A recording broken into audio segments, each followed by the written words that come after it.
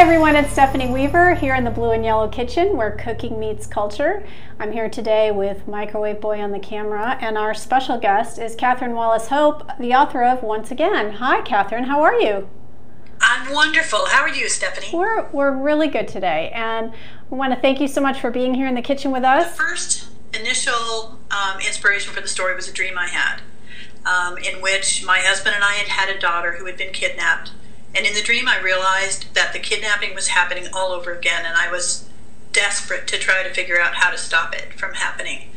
And when I woke up, and you know, my heart was pounding, and I was absolutely in a panic, I thought, oh my goodness, what was this? What was this dream? And the more I thought about it, the more I thought, well, you know, maybe I can give this some shape and I can figure this out. And I knew that Boulder was the home of the atomic clock by which all time in the U.S. is set, and the center where, you know, time is measured for GPS and you know, critical things for contemporary life. So I thought, well, you know, maybe I can figure out how to bring that into it and how to make that, you know, a core of the story. And so that's where Zach came from. He was one of the astrophysicists at the time measurement department of the National Institute of Standards and Technology in Boulder, which is all, you know, real stuff. Yes, and so Aaron had hoped to be a chef. So there's some backstory on them where they went out for a very special meal. He gives her this very special diamond ring, and the diamond is actually part of his research. So I'm not going to reveal exactly what's happened to the diamond, but they've done something to the diamond that's part of this theory. And as I was rereading it, there were two phrases about the diamond that struck me. Was that that the particles in the diamond are searching for something that can never be found. And then there's another phrase, slip between layers of time like a ghost. And of course, as I was reading now, it's very early in the book, didn't realize that was serious foreshadowing. So good job for you in terms of the craft. But there's those two phrases that I think really describe kind of what happens with this book. And so Zach has kind of an experiment going on where they're trying to capture something that's happening in the universe on the same day and the 500th day since their daughter had this tragic circumstance happen to her. I'm going to describe it this way. It's about an extraordinary day. There's elements of science fiction, but it's very much rooted in actual science and physics. Yes. It's about grieving, and it's about second chances and bargaining, and it's kind of a mystery as well. So yes, there's just a lot of really compelling elements. And I felt like that was kind of a theme in the book of what if I could do that terrible day over again? Yes. What if I could do this? What if I had done that? Would that have made any difference? And I think that's something that, especially for people who've lost a child, or I lost a friend to a tragic circumstance a couple years ago, and I was kind of torturing myself with like, well, if they hadn't moved and they still lived across the street and I had seen him that day, you know, there was a lot of what ifs there, and it was something that was just so hard to let go of. And so yeah, I felt like you did such a beautiful job of exploring that while giving us this really amazing concept of time changing, colliding, maybe it's not linear, all this quantum physics that was really pretty incredible. So there's like a crack in the middle there, and you want to, when you touch it, it feels dry, it bounces back. I also did a toothpick about 5 minutes. What's the toothpick test? The toothpick test, you stick a toothpick in there and you want it to come out pretty dry, and so 5 minutes before. You don't want it sticky because that means you've still got batter in there and it can be hard to tell, so that's just a nice way to check on that. So one of the, so this is your family recipe, right, that we've It's become part of the book?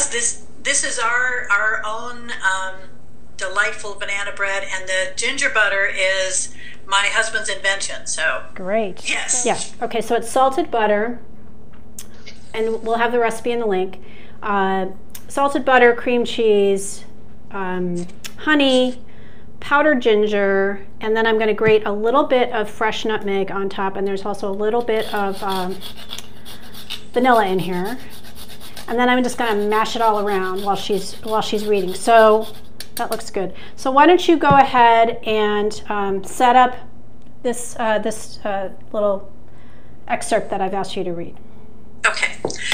So Zach is a member of a team of astrophysicists, and when I started this book, there was a lot of heat in the astrophysics community because the first gravitational wave had been detected and had proved Einstein correct after all this time, and it was a very exciting thing for astrophysicists to actually see that they could measure these waves from millions of light years away. And since then, gravitational wave astronomy has advanced so quickly that I actually had to change some events in the book in order to keep up with them. So what happens in the book is the scientists are tracking what's going to be a massive collision in space, which will cause a phenomenon that has never been tracked before. And they're translating it from the data that they can measure into graphics on a screen so that they can see the actual formation. And all of this is taken from extrapolated from research that I found in astrophysics forums, in articles and papers and journals.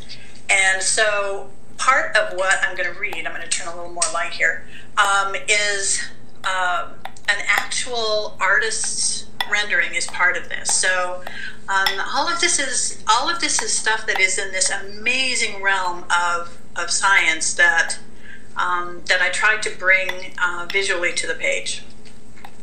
So in this section, something that this team has been waiting to happen is about to happen. So. Okay. That was a great setup, by the way. Thank you. Zach focused on the screen. A second wave grew in the background. The newcomer reared up and charged toward a collision point. As both swells rose and morphed into galvanic purple, different hues of color stacked into the space, creating a shifting iridescent spectrum, like an oil slick pattern on the face of the waves. At their crowns, the mirrored beads fired in rolling electrical bursts of successively greater intensity. The enormous spectral waves nearly overtook the dimensions of the screen, and in the final moment they slammed face against face, and the image burst into a blaze of colors, swirling, splintering fragments, forming lines that ended in crackling light-splitting points like sparklers, that then zoomed inward and locked into a radiating wheel around a central pinpoint. I wanted her to read that section. There's a couple of the visualizations that are described, but I felt like this is very complex astrophysics. And even though I was a longtime fan of the Big Bang Theory, I do not understand astrophysics. So I appreciated that there was and there was even a fight in the lab between Zach's boss and Zach that they'd made it too pretty. Also, Zach and the team are in this clean lab, so they're in suits and he can't have his phone, so he doesn't know what's happening with his wife who's trying to reach him. Because she's having an extraordinary day that is related, I believe, to the diamond that she's still wearing. Is that correct? That's part of why? Absolutely. Yeah, okay. So, so the diamond is a part of it. They're both having an extraordinary day. They're in and out of time on this particular day. And it was just very compelling. And I also liked, again, no spoilers, but the ending also of the book showed that some of these events can be changed maybe, but but there is always going to be that danger there. Such a great job. The grieving piece of it felt so real. We've lost young family members. We've had friends who've lost children. So that felt very real and true. And adding the, I don't even know if you really call it science fiction, because the science is happening. So I don't know that it's even really science fiction, but in the sense of it's fiction informed by real science, I guess would be maybe more realistic. And this That's really, a great way to phrase it. Yeah, and this really interesting notion of what happens with time, and is it really linear? Can we move around in it? Can we, be present in the time that we're in? Because part of the what if scenario for Erin is she wasn't present with her daughter on this terrible day, and if she had been paying more attention, that's what she's kind of torturing herself about. Yeah. So yeah, I think that's one of the things about grief is it is so hard to let go of the idea that if you had just done something different, yes, you could have changed the outcome. And so that's, hard. I think in all kinds of grief that just comes back to people in waves over and over again. What if I had done something else? Right. 100%. Okay, I'm going to show off what the ginger butter looks like close up here. So probably could have mushed it a little bit farther, but it's pretty reasonable. I'll show you. Let's see. There we go. Oh, that looks perfect. Okay, good. Well, that's good to know because it's your recipe, so your family recipe. All right, so I'm going to see. Hopefully, this is cool enough that I can cut it. Usually it should sit a little bit longer. But yeah, so parchment paper is sold in the foil section, not wax paper, that will melt. Parchment is for baking. And I'm going to go ahead and try to do a nice little slice here. Probably be better if it had firmed up a little bit longer. So all I really did with your recipe was make it gluten-free. Ah, excellent. And it probably could have baked a couple more minutes. I'll just show you. It's a little tiny bit wetter than it might be, maybe should be. It's hard to tell because it's getting pretty brown on top, but it looks delicious and it smells amazing. So I'm gonna load it up with some of this yummy butter here. Ooh, I can't wait, this is so exciting. All right, so isn't that pretty? Very fancy, very elevated. Yum, I'm excited. Yeah, so this is a scene towards the end of the book where if the day had gone differently, let's just say, Zach is making the bread and with the yummy ginger butter.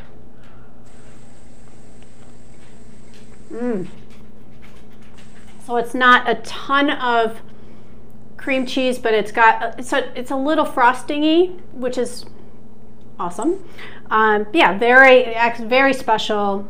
The maple syrup and the light touch of bourbon on top is very faint but delightful. So yeah, very good recipe. So we'll be sharing the recipe, which is a family recipe that Catherine kind of wrote into the book. And you'll be able to, you can buy the book. It's available everywhere, right? Yes. So if you can support an independent bookstore, please do that. If you just feel like you can't, of course you can use one of the online retailers, or another way to help authors that a lot of people don't realize is if you ask your local library to order the book, if they don't have enough copies, they buy the book.